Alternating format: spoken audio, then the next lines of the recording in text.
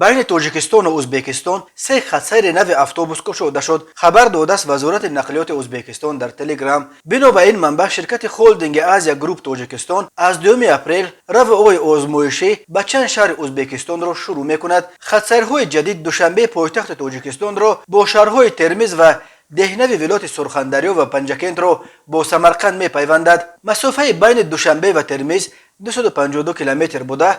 اتوبوس مسافران را در مدت 5 ساعت و 40 دقیقه به ترمیز میرساند. اما برای رسیدن به دینو که از دوشنبه در فاصله 107 کیلومتر جایگیر شده است 2 ساعت و 25 دقیقه لازم می شود. مسافه بین پنجکند و سمرقند 64 کیلومتر بوده. طول سفر 1 ساعت و 25 دقیقه را تشکیل میدهد. روی اتوبوس ها بین تاجیکستان و ازبکستان از سالهای 90 قطع شده.